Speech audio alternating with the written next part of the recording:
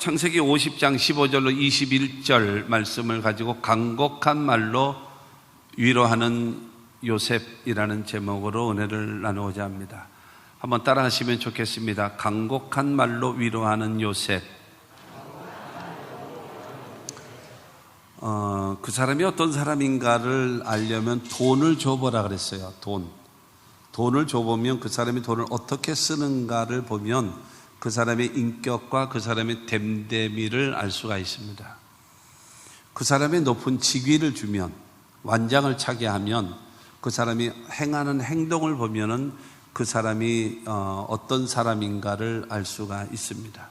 사람은 여러분 이 큰 변함이 없는 그런 신앙, 그런 인격, 성숙되어지고 열매 맺어지는 그 신앙이 될지라도 근본적인, 기본적인 그 신앙에는 그런 변화가 없어야 되지 않겠나.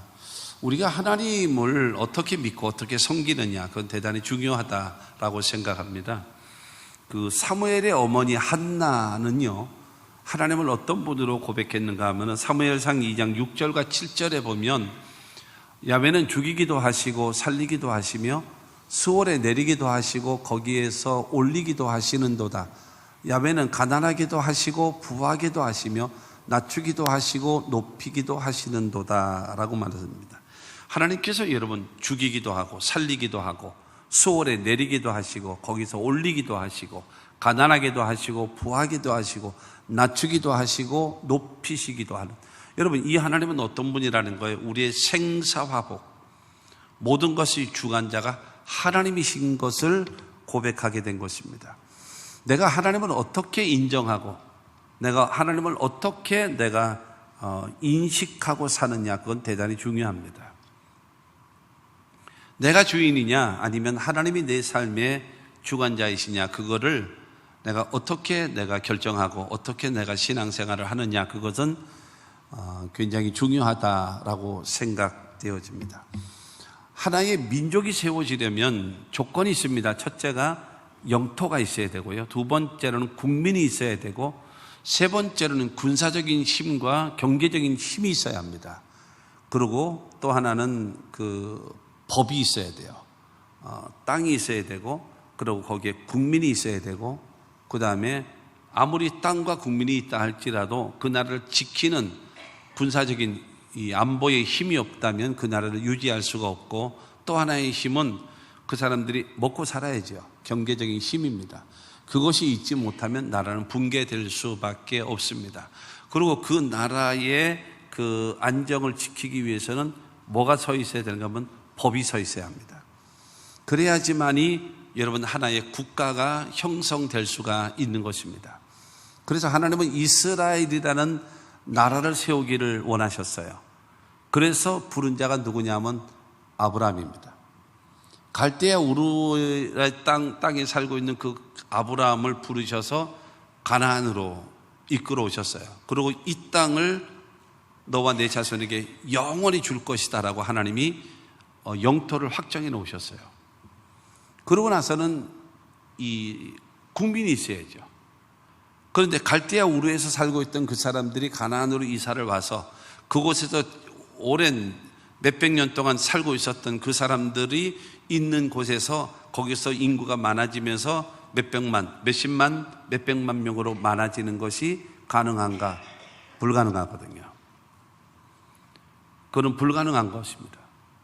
그렇기 때문에 하나님께서 뻐꾸기 둥지처럼 하나님께서 이스라엘 백성들을 여러분 애굽이라고 하는 곳에 들어가게 하시고, 거기서 들어갈 때는 몇 명이 들어가는가 하면 70명의 가족이 들어갑니다. 그리고 430년 만에 그들을 이렇게 끌어서 나오시는데 장정만 60만 3,550명이에요. 장정만 60만 3,550명이니까 거기 부인이 있으니까 120만이죠. 그들은 자식을 많이 낳습니다. 그러다 한 가정에 둘만 있다 치더라도 120만 명, 그러면 240만 명이죠. 그리고 그 두 부부 가운데 부모님이 한 분씩만 계시다 할지라도 120만 명입니다. 그러면 이스라엘 백성들이 출애굽될 때의 인원은 얼마냐면 최소한 360만 명입니다.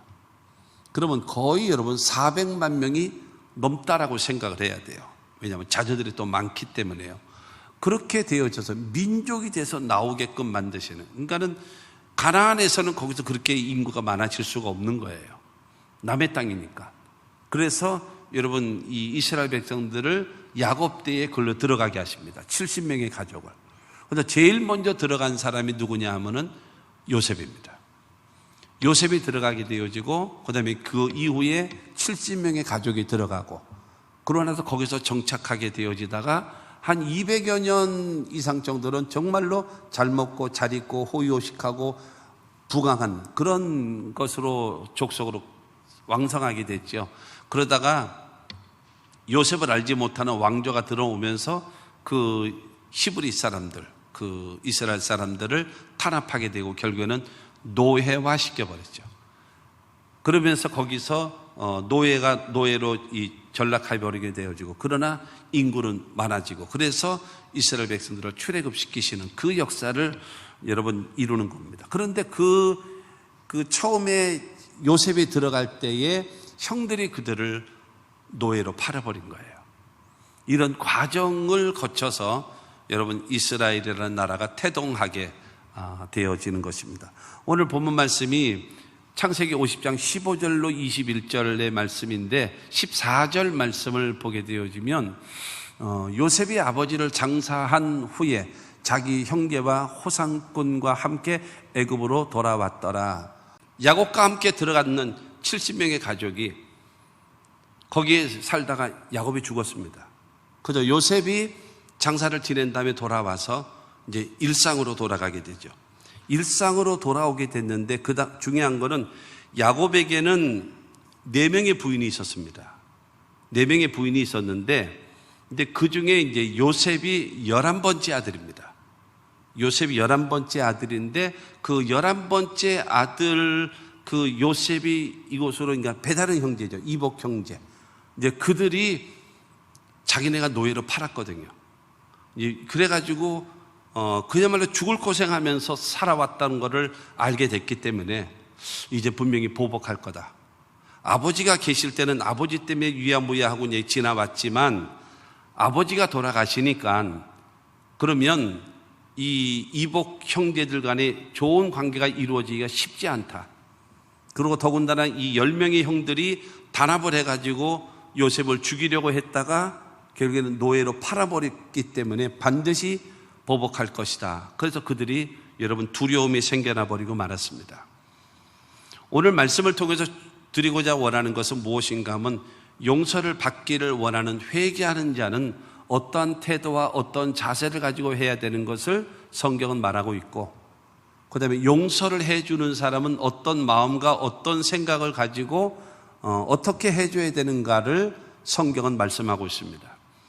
이 말씀을 통해서 여러분 우리 개인 가정, 우리 가족들 간에, 그 다음에 주변 이웃들 간에, 성도들과의 관계 속에 여러분 이것을 잘 접목해서, 그래서 중요한 거는 이 서로서로의 오해라든가 서로서로의 죄 문제라든가 서로서로의 여러분 이 이해상관이 생겨나는 것을 이게 서로 풀어야 돼요.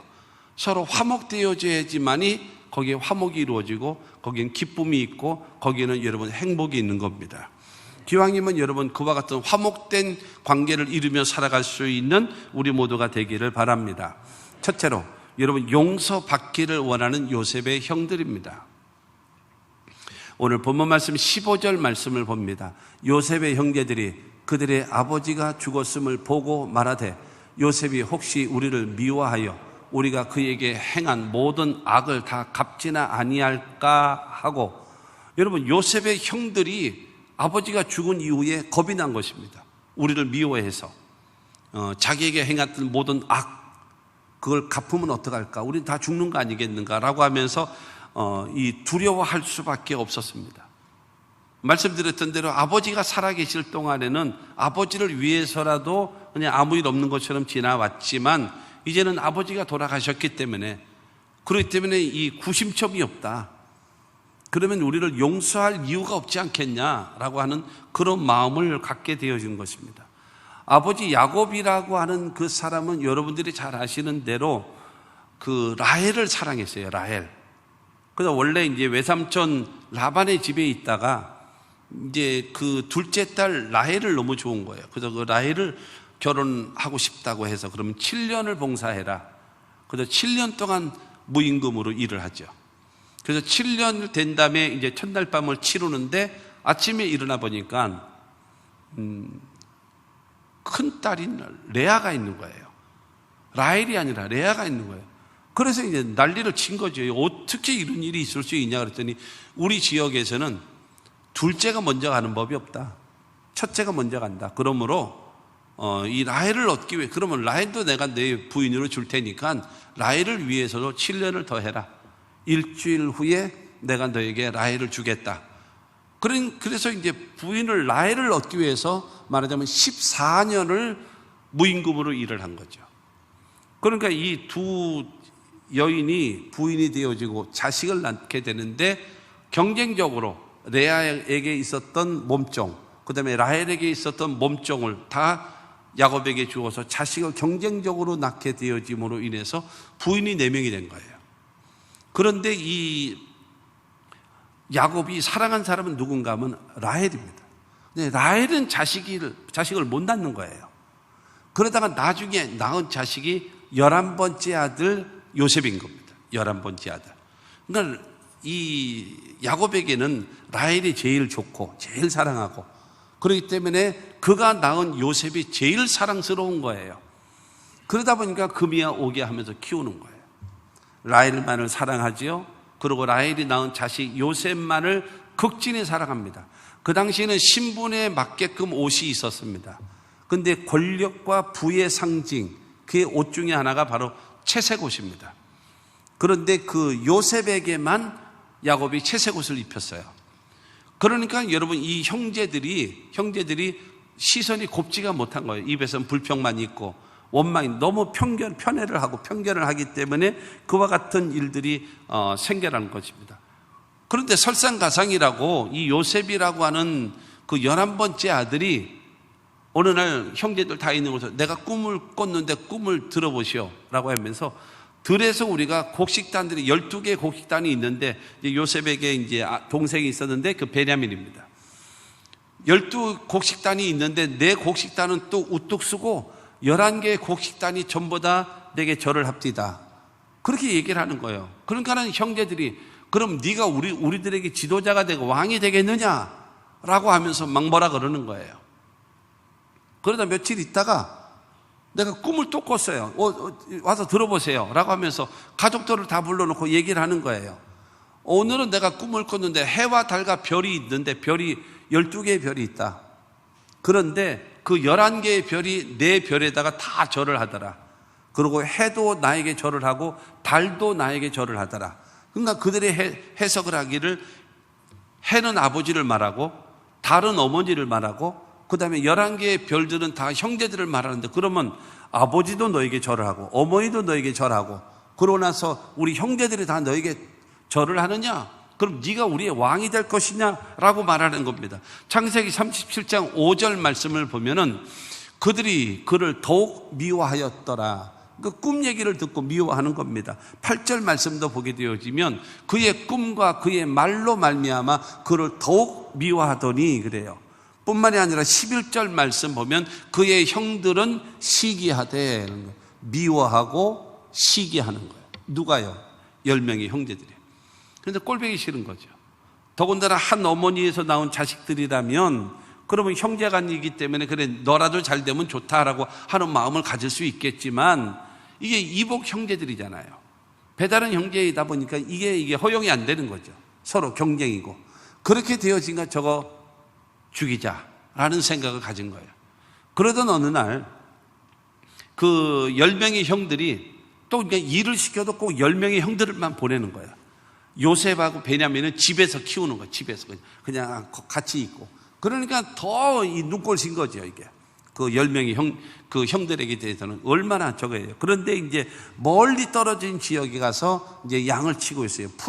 풀이 있는 곳, 물이 있는 곳을 찾아다니다 보니까는 멀리 떨어졌습니다. 멀리 떨어졌는데 그래서 야곱이 요셉에게 형들의 안부를 묻고 와라. 잘 있는가? 지금처럼 뭐 핸드폰이 있는 시대도 아니고 그렇다고 해서 빠른 기동력이 있어서 왔다 갔다 할 수 있는 것도 아니고, 그렇기 때문에 한번 나가면 몇 달이 걸리고 많게는 여러분 몇 년이 걸리기도 하는 그런 일들이 있기 때문에 안부를 묻고 오너라 라고 요셉을 보냈습니다. 그래서 요셉을 보내니까는, 그래서 요셉을 찾아서 요셉이 그 형들을 찾아갔습니다. 창세기 37장 18절 말씀 보면, 요셉이 그들에게 가까이 오기 전에 그들이 요셉을 멀리서 보고 죽이기를 꾀하여 10명의 형제들이 말합니다. 저 요셉 죽이자. 저 요셉 죽이자. 죽이기로 결의한 겁니다. 그러니까 그때 큰 형이었던 루벤이 안 돼, 죽이면 안 돼. 그래도 같은 형제인데 그러면 되냐? 죽이면 안 돼 라고 하면서 루벤이 그를 말렸습니다. 그런데 가까이 왔어요. 가까이 와서 큰형 때문에 죽이지는 못하고, 그러자 24절 말씀 보면 그를 잡아 구덩이에 던지니 그 구덩이는 빈 것이라 그 속에 물이 없었더라.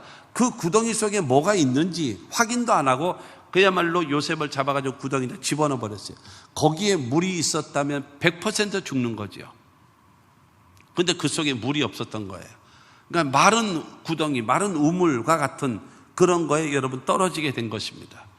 그러고 나서 28절 말씀을 보면은, 그때 미디안 사람 상인들이 지나가고 있는지라 형들이 요셉을 구덩이에서 끌어올리고 은 20에 그를 이스마엘 사람들에게 팔매 그 상인들이 요셉을 데리고 애굽으로 갔더라. 그때 유다가 말합니다. 얘 여기서 죽이면 뭐하냐? 차라리 노예로 팔아버리자. 노예로 팔아버리자. 그러다 보니까는 그래, 그게 좋겠다. 그게 돈이 생기는 게 더 낫겠다라고 해가지고 은 20에 은 20 하루 장정 품삯이 얼마냐면은 1데나리온이에요. 그러면 은 하나면 무엇인가 하면 세겔이거든요. 그러면 4데나리온입니다. 4데나리온. 그런데 20 그러니까 248 80데나리온이 되는 거죠. 80데나리온에 이 노예로 팔아버린 거예요. 그러니까 죽이려고 했다가, 그 다음에 마른 웅덩이에다 집어넣어 버렸다가, 그 다음에 결국에는 그를 붙잡아가지고 저기다가 그 노예로 여러분 팔아버렸습니다. 사도행전 7장 9절과 10절 말씀을 보면, 여러 조상이 요셉을 시기하여 애굽에 팔았더니 하나님이 그와 함께 계셔 그 모든 환난에서 건져내사 애굽 왕 바로 앞에서 은총과 지혜를 주심에 바로가 그를 애굽과 자기 온 집의 통치자로 세웠느니라. 여러분, 이 형들이 미워하는 마음과 시기하는 마음으로 요셉을 노예로 팔아버렸잖아요. 그런데 하나님이 첫째로 그와 함께 하셨다는 거예요. 그리고 모든 환난에서 건져내셨다는 거예요. 그러면서 애굽 왕 바로 앞에서 바로 은총, 그 다음에 은혜를 입어가지고 꿈을 해몽해 줌으로 인하여 애굽의 국무총리로 만드는 그 하나님의 역사를 이루셨다라고 말씀하고 있는 겁니다. 어쨌든 이 시기하고 미워하는 마음으로 인하여 죽이려고 했고 웅덩이에 집어넣고, 그리고 결국에는 그를 여러분 노예로 팔아버린 것이 10명의 형제들입니다. 이것이 두려운 거예요. 왜냐하면 그 당시에 노예가 되어지면 가서 죽던가, 일하다가 죽던가, 아니면 전혀 무명의 사람으로 영원히 돌아오지 못하는, 지금 뭐 파출부 같다, 뭐 노동을 하는 사람 같다라고 생각하면 안 됩니다. 옛날에 여러분 이 노예라고 하는 것은 그야말로 비참한 존재들, 가장 비참한 존재들, 그들이었거든요. 이제 그렇게 돼서 이제 완전히 죽을 거라고 생각한 거죠. 10명의 그 형제들 가운데는 요셉이라는 생각이 아예 없어졌던 것입니다. 그런데 지금 나타나 있고 지금 같이 와 있지 않습니까? 그렇게 되어지니까 두려운 거예요. 그래서 오늘 본문 16절과 17절 말씀을 보게 되어지면, 요셉에게 말을 전하여 이르되 당신의 아버지가 돌아가시기 전에 명령하여 이르시기를 너희는 이같이 요셉에게 이르라. 내 형들이 내게 악을 행하였을지라도 이제 바라건대 그들의 허물과 죄를 용서하라 하셨나니 당신 아버지의 하나님의 종들인 우리 죄를 이제 용서하소서 하며 요셉이 그들이 그에게 하는 말을 들을 때에 울었더라 말하고 있어요. 요셉의 형제들 가운데 형 중에 한 명이 나타나가지고 대표로 온 거죠. 대표로 와서 이제 조심스럽게 말을 하는 거죠. 당신의 아버지 야곱, 우리 아버지 야곱이 살아 생전에 말했다. 요셉에게 내가 하는 말을 전해라. 너희 형들이 악을 행했고 너에게 죄를 지었을지라도 너그럽게 용서해 주라. 이걸 요셉에게 전하라. 이렇게 얘기했다. 그러므로 우리는 당신 아버지의 하나님의 종이다. 우리를 용서하소서. 우리를 용서하소서 라고 하면서 여러분 요셉의 마음을 달래는 거예요. 우리를 용서해 달라고 여러분 요청을 하는 것입니다. 요청. 그러고 나서 그렇게만 하는 것이 아니라 18절 말씀을 보면은 18절에 그의 형들이 또 친히 와서 요셉의 앞에 엎드려 이르되 우리는 당신의 종들이니이다. 첫째로 죄를 자백하는 거예요. 회개하는 사람이 가져야 될 자세, 첫째가 죄를 자백하는 겁니다. 먼저 첫째가 바로 뭐냐면 죄를 인정해야 돼요. 그 다음에 두 번째는 죄를 자백해야 돼요. 용서를 구하는 거죠. 그 다음에 세 번째로는 대가를 받겠습니다. 대가를 받겠습니다. 이 자세입니다. 이 세 가지의 자세가 꼭 필요한 겁니다. 자기가 죄를 인정해야 돼요.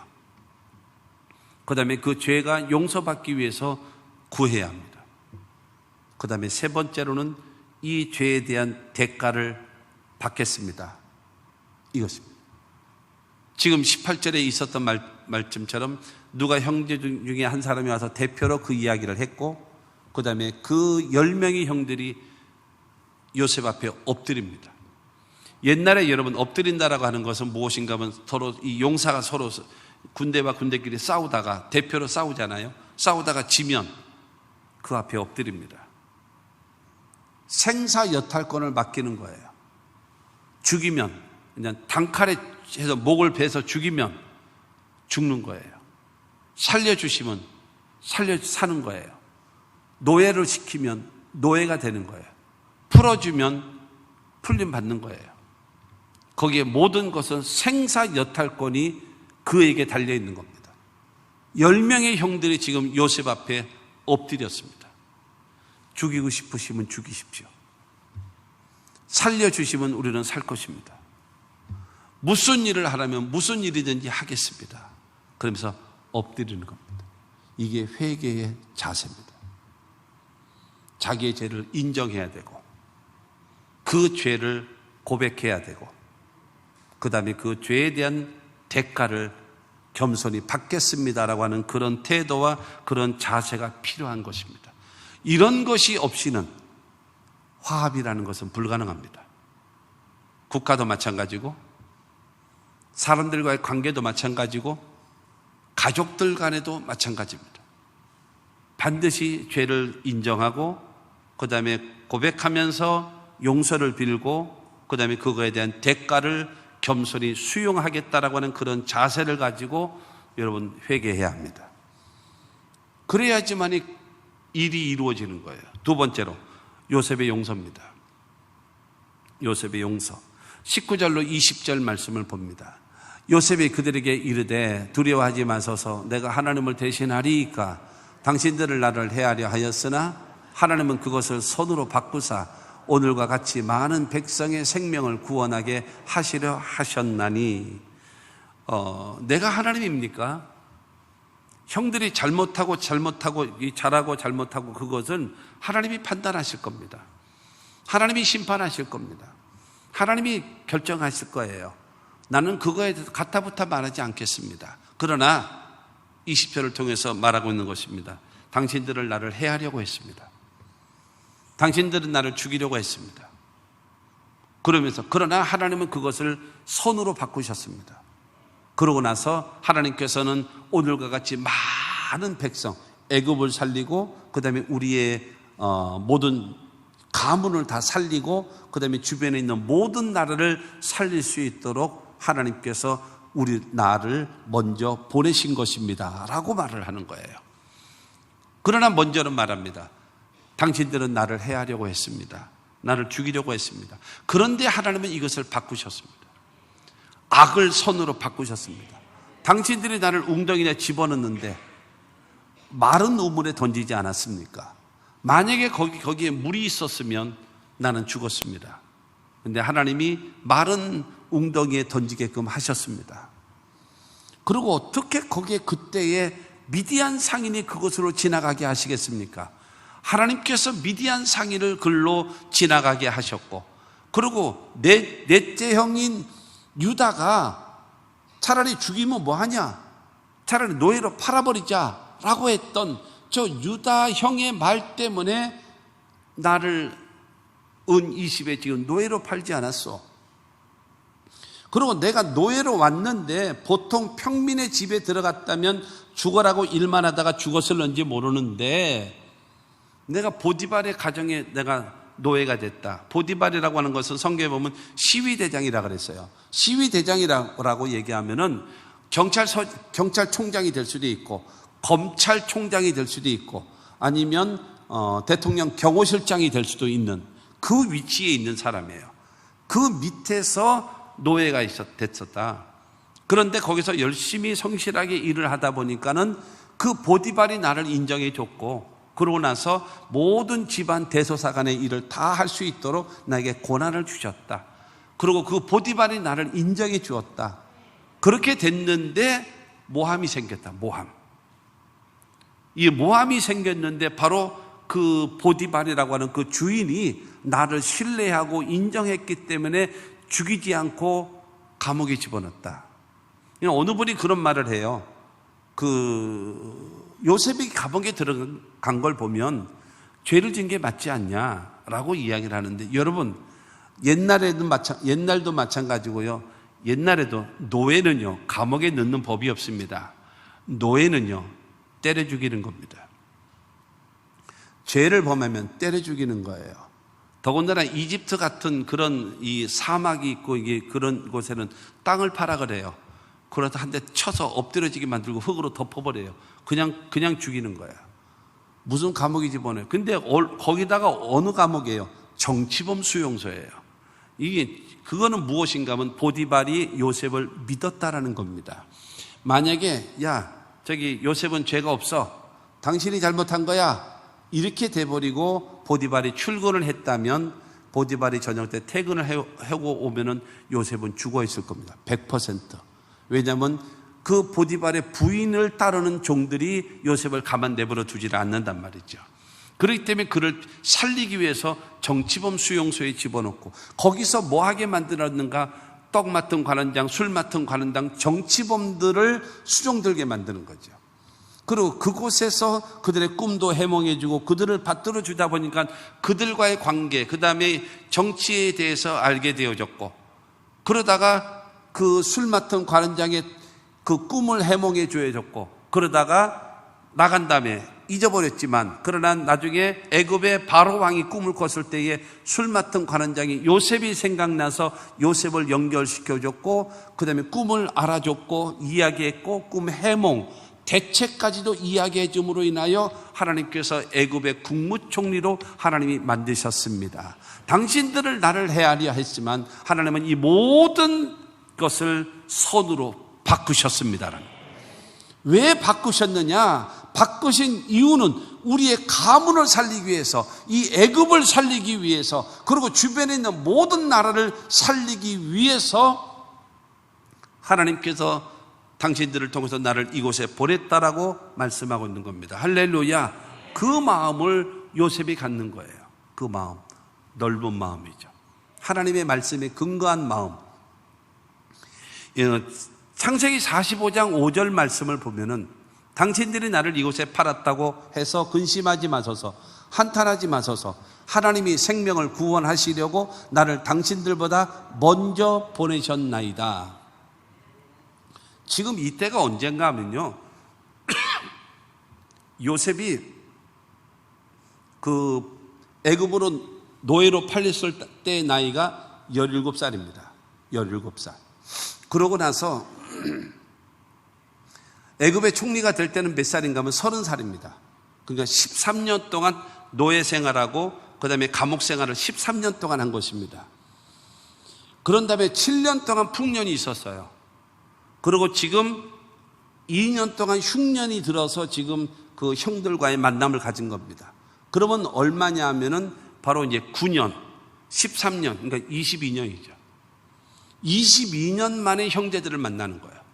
형제들을 만나면서, 그러니 얼마나 지금 사시나무 떨듯이 여러분 형들은 떠는지 몰라요. 왜냐하면 지금 두 번째 이 양식을 사러 왔는데, 그래서 베냐민까지 데려와서 양식을 사러 왔는데, 그들에게 이제 잘 먹이고 이제 보내면서 가고 있는데, 뒤쫓아와가지고, 군사들이 뒤쫓아와가지고, 어떻게 해서 당신은 이 총리의 은잔, 그 은잔을 훔쳐가느냐. 그래가지고 우리는 절대로 그런 사람들이 아니다. 그래서 다 뒤져봤더니 베냐민의 그 쌀자루 속에 은잔이 딱 있는 거예요. 이거 봐라, 이거 봐라. 그래가지고 지금 그 11명의 형제들이 다 와 있는 거예요. 사시나무 떨듯이 그냥 달달달달 떨고 있는 겁니다. 그렇게 되어질 때에 여러분 유다라고 하는 44장의 기가 막힌 요셉, 그 다음에 베냐민과 자기 아버지 야곱을 위해서 기가 막힌 하소연, 기가 막힌 호소, 기가 막힌 기도를 합니다. 그 유다의 말에 의해서 요셉의 마음이 무너지는 거예요. 요셉의 마음이 무너지면서 내가 당신들의 11번째 아들, 야곱의 11번째 아들 요셉이요 내가. 근데 극적인 여러분 상봉을 하는 거예요. 몇 년 만에요? 22년 만에. 더군다나 다른 사람도 아니고 22년에 자기네들이 노예로 팔았던 그 동생이 지금 애굽의 총리가 돼 있으니 이젠 죽었구나라고 하고 있을 때에, 그때에 요셉이 말하는 것입니다. 당신들이 나를 이곳에 팔았다고 두려워하지 마십시오. 근심하지도 말고 한탄하지 마십시오. 하나님께서 우리 가족을 살리고 애굽을 살리고 주변에 있는 모든 나라들을 살리기 위하여 당신들의 손을 통해서 나를 먼저 이곳에 보내신 것입니다 라고 하는 겁니다. 사랑하는 성도 여러분, 여러분 하나님 앞에 복을 받으셔야 돼요. 하나님의 은혜를 받으셔야 돼요. 풍성한 복을 받으셔야 돼요. 왜냐하면 이 지나오는 과정 속에 나를 상처를 준 사람, 나를 피눈물 나게 한 사람, 나를 고통을 준 사람, 이런 사람도 있을 수 있거든요. 그러나 그 사람들을 볼 때요, 여러분 너그럽게 봐주고 내가 그를 이해해주고 그를 품어주고 그를 용서해 주려면 내가 커져 있어야 돼. 내가 여러분 병들어 있고 내가 망해 있고 내가 힘들어하고 있고 내가 여러분 어려움 당하고 있으면 고슴도치처럼 그냥 모든 것이 그냥 곤두서 있는 거예요. 누구 나 건드리기만 해. 넌 죽는 줄 알아.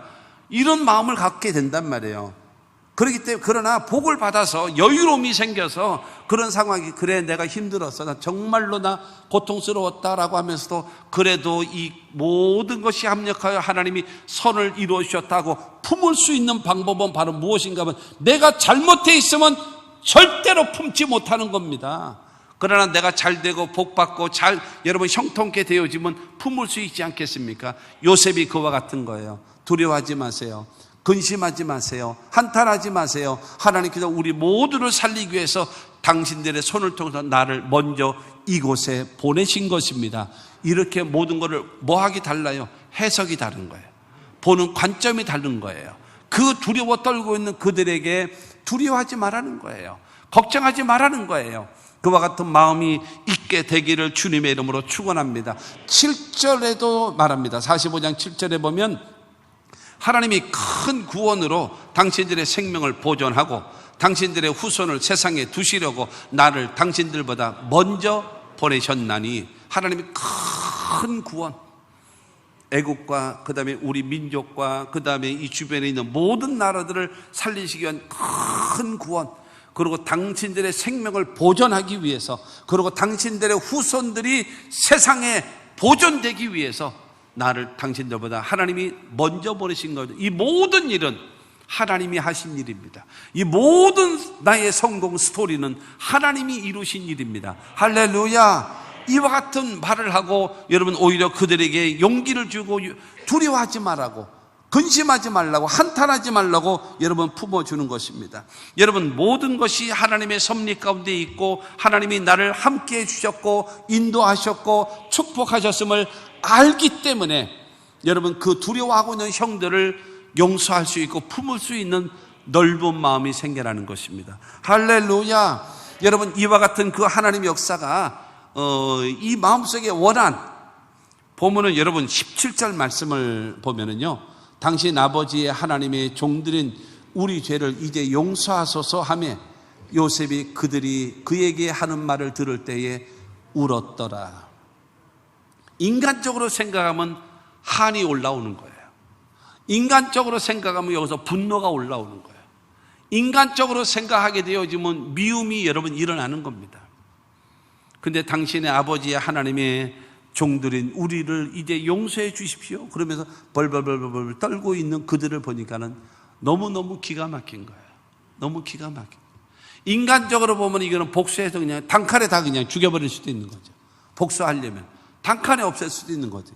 뭐 재판에 과정이 있습니까? 뭐가 있습니까? 총리가 뭐 그냥 죽여 그러면 그냥 그 자리에서 다 죽는 거죠.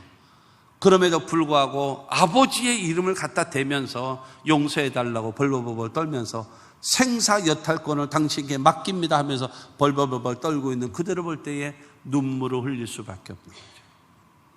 인간적으로는 그냥 분노가 생기고 여러분 복수하고자 싶은 마음이 있지만 자기를 무엇으로 봤어요? 하나님의 섭리, 하나님의 계획, 하나님의 큰 구원을 이루시는 일에 쓰임받는 사람이 됐다라는 걸 생각함으로 인하여 그들을 품어줄 수가 있고 그들을 용서해 줄 수가 있고 그들을 받아줄 수 있는 넓은 마음이 생겨났다는 사실을 믿으시기를 바랍니다. 오늘 21절 말씀에도 보게 되어지면 당신들은 두려워하지 마소서 내가 당신들과 당신들의 자녀를 기르리이다 하고 그들을 간곡한 말로 위로하였도다. 여러분, 이 요셉이 그들에게 그 10명의 형들에게 말하는 겁니다. 두려워하지 마세요.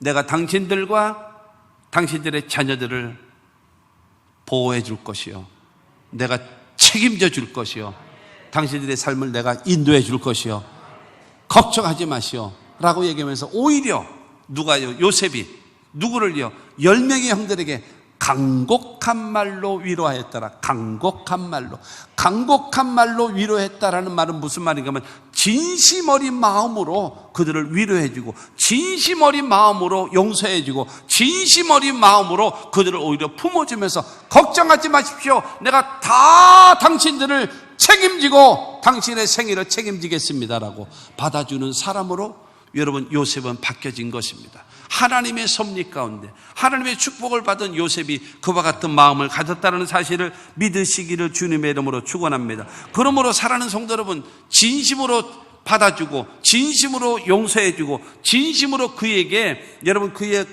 형들과 더불어 형들의 모든 가족들도 다 책임져 주겠다라고 품어주는 여러분 요셉이 되어진 것은 하나님은 어떤 하나님이에요? 그럼에도 불구하고의 하나님의 사랑 아닙니까? 그 사랑을 실천한 사람이 누구냐? 바로 이 요셉이라는 겁니다.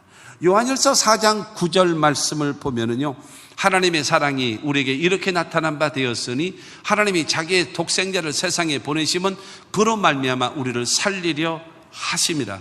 죄는 미워하시지만 죄를 지은 인간을 사랑하시는 하나님께서 예수 그리스도를 이 땅에 보내주셨고 그다음 우리 죄를 위하여 십자가 못 박혀 죽으시고 부활하셨어요. 왜 예수를 통해서 이 땅에 보내서 십자가에 죽으시고 부활시키셨나? 우리를 살리기 위해서요.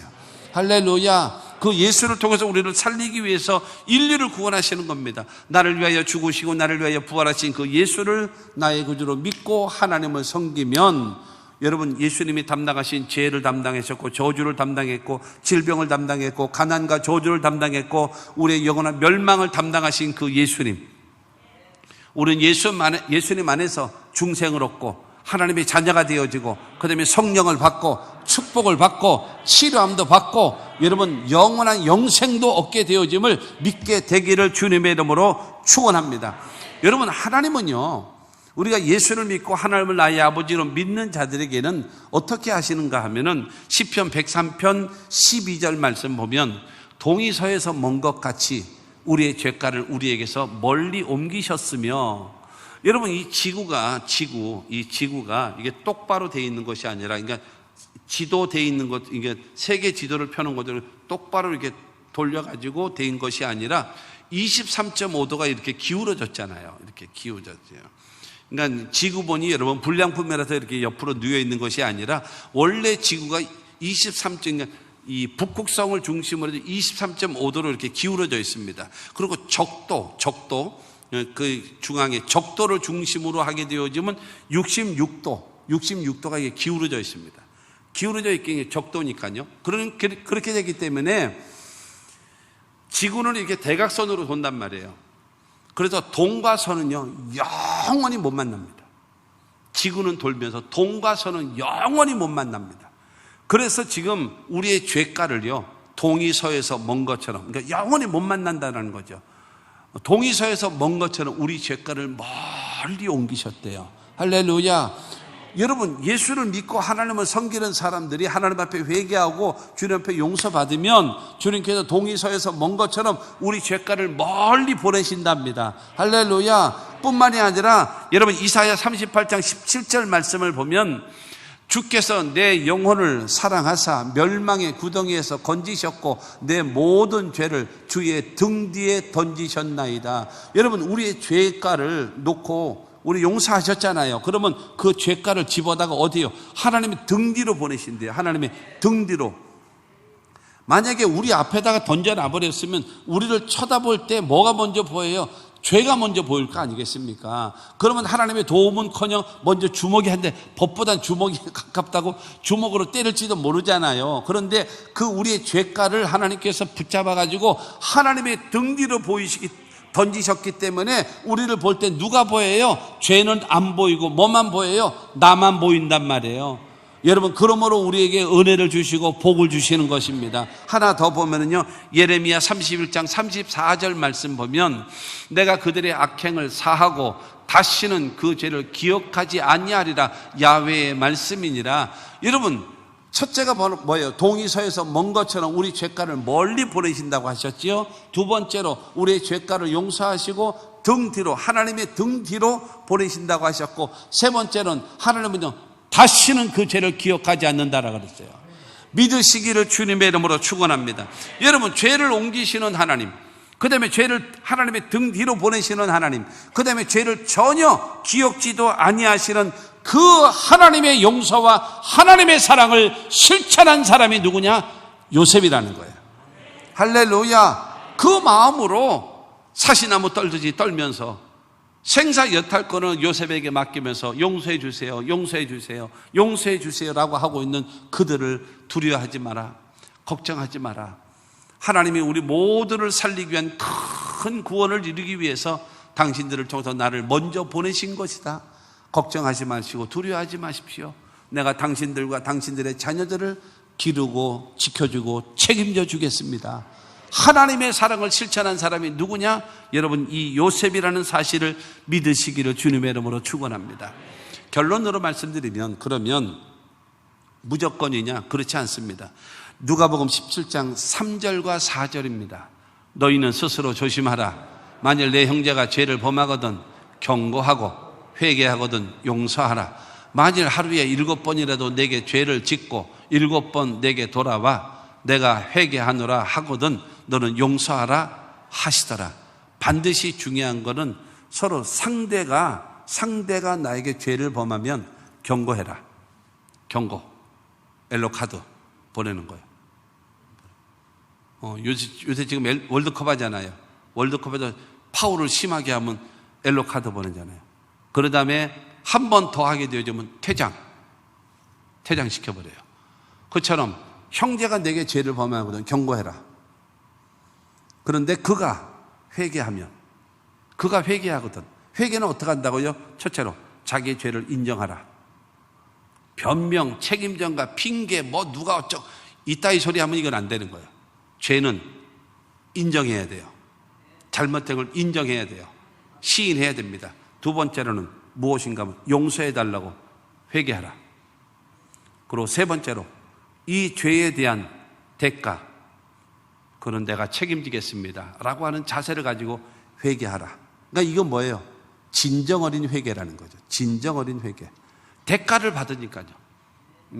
한 대 맞는다든가 벌금을 낸다든가 아니면 무슨 감옥에 들어간다든가 그거에 대한 거는, 그러나 이미 용서는 용서고 대가는 대가고 이렇게 되어지기 때문에 그걸 하라는 거예요. 여러분, 회개의 목적이 무엇이죠? 첫째가 죄는 지적으로 깨닫는 거고요. 두 번째는 정적으로 고백하는 것이고, 세 번째는 의지적으로 탁 돌이켜서 새 사람 되는 것이 회개의 목적입니다. 할렐루야. 그렇기 때문에 형제가 죄를 범하게 되어지면 경고하라는 거예요. 그러나 그가 회개하면 자기 죄를 인정하고 그 다음에 와서 사과하면서 용서해달라고 하면서 그러면서 대가를 받겠다라고 이야기하면 용서해 주라. 하루에 7번 죄를 범했을지라도 그때마다 죄를 인정하고 회개하면, 이건 전제가 있겠죠. 다른 죄라는 거겠죠. 다른 죄, 똑같은 거 반복하면 그건 가만 내버려 두겠습니까? 근데 이 성경에 보게 되어지면 그 유대인들은, 랍비들은 그렇게 가르쳤어요. 하루에 3번 형제가 죄를 범하면 이방인처럼 여기라. 사람으로도 취급하지 말라 이랬거든요. 그런데 예수님은 지금 하루에 7번이라도 네가 죄를 깨닫고 그 다음에 회개하면 용서해 주라는 거예요. 그 용서에 대해서 베드로가 형제가 죄를 범하면 7번까지 해주면 되겠습니까? 라고 질문할 때는 예수님이 말씀하셨잖아요. 7번씩 70번이라도 용서해 주라 말씀하셨던 그 하나님께서, 예수님께서 뭐라 그러세요? 지금 하루에 7번이라도 내가 죄를 짓고 나서 죄를 인정하고 회개하면서 용서를 빌면은 너는 용서해 주라. 할렐루야. 이 관계, 요거는 반드시 기억해야 됩니다.